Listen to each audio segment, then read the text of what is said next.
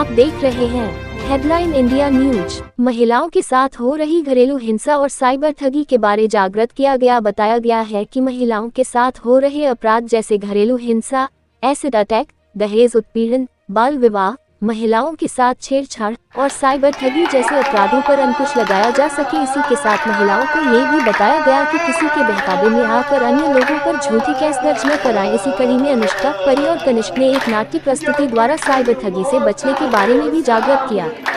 अलीगढ़ से पूजा शर्मा की रिपोर्ट।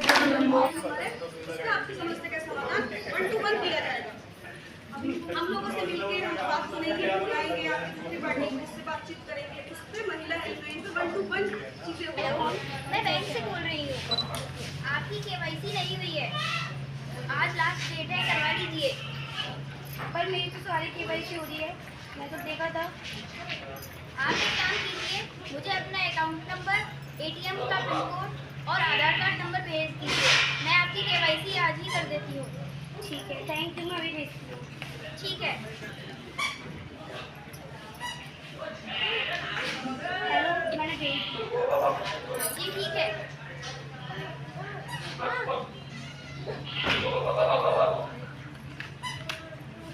अरे ये क्या हुआ, मेरे तो 1.5 लाख रुपए कट गए। अरे अब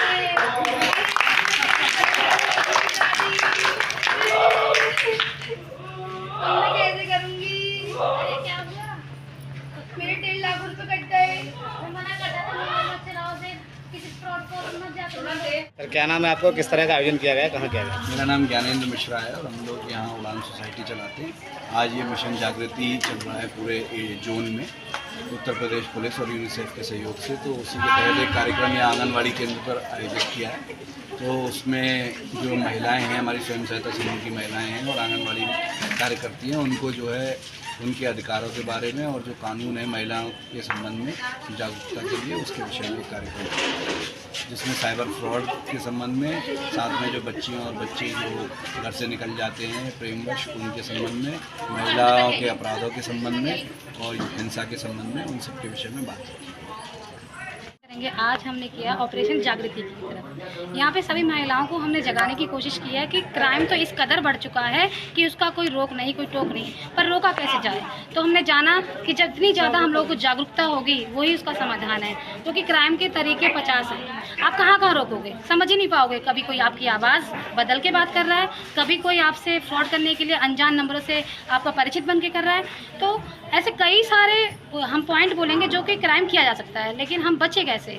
तो उसी के लिए यहाँ सबको हमने जागृत किया है। हमारे बीच में हमारी नीलम सैनी मैम आई, हमारे साथ ज्ञानेंद्र मिश्रा जी आए, हमारे साथ पार्थ थाने से काफ़ी महिला कर्मी, पुलिसकर्मी आए, जिन्होंने सबको संदेश दिए। वन स्टॉप सेंटर से सीमा मैम और उनकी साथी प्रीति मैम, कई लोगों ने हमारा सहयोग दिया। बहुत सारी योजनाओं को जिनको हम जानते हैं लेकिन कहीं ना कहीं चूक हो रही है, जिसकी वजह से उन फार्मों को हम नहीं भर पा रहे हैं, सरकार से वो लाभ नहीं ले पा रहे हैं, लेकिन वो सब उन्होंने आज हमें बताया। तो हम सब ने इन सारी महिलाओं के सहयोग से सबको बताया, ताकि समाज में किशनपुर में जितनी भी महिलाएं हैं या इनके साथ अन्य सभी महिलाएं हैं जो इस लाभ से वंचित रह गई हैं, वो उसको ढंग से भरे और सरकार से इस योजना का भरपूर लाभ ले सके। और जो इनको परेशानियां हैं उनके लिए पुलिस इनके लिए खड़ी है, उनसे डरे नहीं। वन स्टॉप सेंटर जाएं, वो आपकी सखी के रूप में खड़ी है, अवश्य ही महिलाओं की सुनवाई होगी। और ऐसे हेल्पलाइन नंबर बताए गए जो समय समय पर ये लोग उनको याद करके कहीं लिख लेंगी, तो भी समस्या आने पर उन्हें डायल करेंगी तो कहीं ना कहीं उन्हें हेल्प मिलेगी, निजात मिलेगा। तो मैं सभी महिलाओं का भी धन्यवाद करूंगी जो आई इतनी गर्मी में और उन्होंने सुना, समझा और आगे के लिए अपने लिए उनको अपने समाज में लाने की कोशिश की, अपने परिवार में लाने की। जी के आयोजन में जो कार्यक्रम हुआ है वो महिलाओं के लिए जागरूकता अभियान है, और जिसमें कि आजकल जो क्राइम हो रहे हैं, साइबर क्राइम वगैरह और जो बाल शोषण हो रहे हैं, बाल विवाह वगैरह, उनको एक जन जागरूकता अभियान के तहत महिलाओं को बहुत अच्छा इम्प्रेस किया गया। और महिलाएं अपने आस पड़ोस में और जन जागृति चलाएंगी, जिससे कि जो अपराधों पर अंकुश लगेगा और निश्चित तौर पर और जागृत रहेंगी और कभी भी उनको आर्थिक या मानसिक या किसी तरीका का नुकसान नहीं हुआ। मैं बहुत बहुत धन्यवाद देता हूं आज के इस कार्यक्रम में महिलाओं का, विशेष रूप से कि इतनी तपिश भरी गर्मी में, और हमारी पुलिस अधिकारी वगैरह भी आए, महिला पुलिस भी आई, महिला अधिकारी आई, तो उनके लिए मैं उनको धन्यवाद देता हूँ मोनिका जी के लिए। तो उनके मार्गदर्शन में ये कार्यक्रम चलाया जा रहा है। इस कार्यक्रम के विशेषकर 4 मुद्दे हैं। एक तो घरेलू हिंसा, या जो महिलाओं के प्रति कोई अगर हिंसा बाहर अगर हो रही है, या जो बच्चे जो हमारे स्कूल कॉलेज में जाती हैं उनके प्रति अगर कोई हिंसा बाहर हो रही है या घर में अगर कोई हिंसा हो रही है तो उसके लिए आवाज़ उठाना और हिंसा को सहन नहीं करना। और इसमें दूसरा मुद्दा है जो झूठे प्रकरण, मतलब ये है कि जैसे आपसी जो झगड़े होते हैं, जैसे कि नाली के, खरंजे के, ज़मीन के, मकान के, उन प्रकरण को अपना जो मुद्दा है उसको बड़ा बनाने के लिए अपने घर की जो है कई जगह ये देखा गया है कि महिलाओं को आगे करके और वो महिला संबंधित जो है प्रकरण दर्ज करा दिया जाता है। तो उसके प्रति जो है अवेयरनेस है कि झूठ में जो है वो मोहरा नहीं बनना है किसी महिला के लिए या किसी बेटी के लिए, और अगर सच है तो उसको सहना नहीं है। और इसमें है जो किशोर किशोरियां हैं, ख़ास तौर से नाबालिग, तो वो बढ़ती हुई उनको लेकर के एक दूसरे के प्रति आकर्षित हो जाते हैं और उसके बाद में परिवार या माता पिता या फिर शिक्षकों के दबाव की वजह से फिर वो घरों से निकल जाते हैं। फिर उनका लेकिन जो किशोर और किशोरियाँ एक दूसरे तरफ आकर्षित होती हैं, पूरे परिवार को पता होता है लेकिन उस पर कोई आवाज़ नहीं उठाता उस समय पर, क्योंकि मोबाइल सबके पास है और सबको ये जानकारी होती है। माता पिता सोचते हैं कि पता नहीं किससे बात कर रहे हैं, कोई ध्यान नहीं देता है। जब ये घटना घटित हो जाती है तब 376 और 354 जैसी धाराओं की मांग की जाती है। ऐसा क्यों?